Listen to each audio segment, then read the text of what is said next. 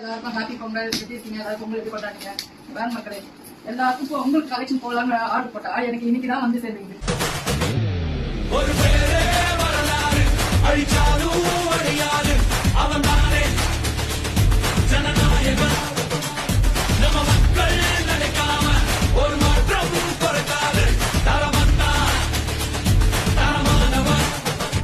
மக்களே, நம்ம trending sorry தான் இப்போ ட்ரெண்டிங் இதுதான்.